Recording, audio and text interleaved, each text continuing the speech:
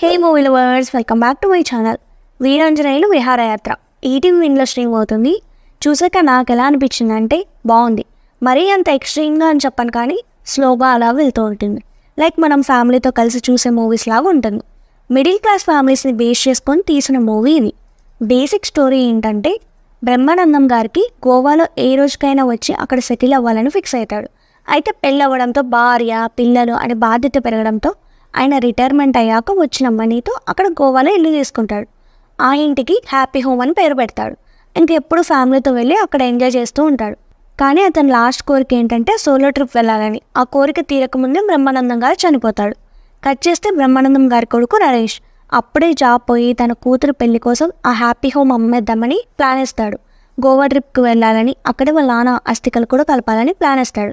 ఇంకా వాళ్ళ ఇంట్లో అబద్ధం చెప్పి తీసుకెళ్తాడు. ఇంకా తర్వాత ఆ హ్యాపీ హోమ్ అమ్మిస్తాడా లేదా, ఇంకా వాళ్ళ ఇంట్లో ఈ విషయం తెలుస్తుందా లేదా అనేది రిమైనింగ్ స్టోరీ.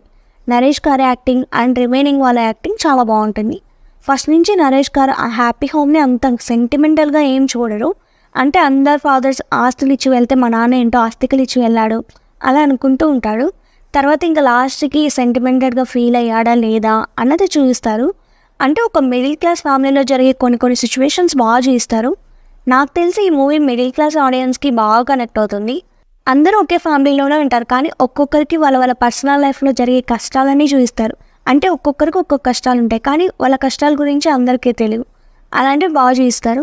ఇంకా రిలేషన్షిప్స్, ఎమోషన్స్ బాగుంటాయి.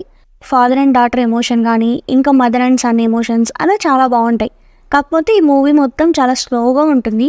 వాళ్ళు గోవాకి వెళ్ళే ట్రిప్ కూడా కొంచెం లాగ్ అనిపిస్తుంది. ఇంకా లాస్ట్ క్లైమాక్స్లో చూపించే ఎమోషన్స్ అయితే బాగా చూపిస్తారు. అంటే పేరెంట్స్ పిల్లల కోసం ఏం చేస్తారు అలాంటి టైప్ ఆఫ్ ఎమోషన్స్ చూపిస్తారు. ఇంకా బ్యాక్గ్రౌండ్ మ్యూజిక్ కూడా బాగుంది. కామెడీ మరీ అంత ఎక్స్ట్రీమ్గా లేదు, కానీ అక్కడక్కడ టచ్ చేస్తూ ఉంటారు. ఒకసారి అయితే చూడొచ్చు ఈ మూవీని, ఎమోషన్గా బాగుంటుంది. ఇప్పుడు ఎలాగో ఓటీటీకి వచ్చింది కాబట్టి చూసేయచ్చు. ఈ మూవీ ఫ్యామిలీతో చూడొచ్చా అంటే ఎస్ చూడొచ్చు. No adult content, no bad language. So ఈ మూవీకి నేను ఇచ్చే రేటింగ్ 3/5. ఇది నా ఒపీనియన్. మీరు చూసానంటే 3కి ఇస్తారో కింద కామెంట్ చేయండి. అలాగే కొంచెం సపోర్ట్ చేయండి. అదే అండి, లైక్ చేయండి, సబ్స్క్రైబ్ చేసేయండి. బాయ్ బాయ్, మళ్ళీ కలుద్దాం. Thanks for watching.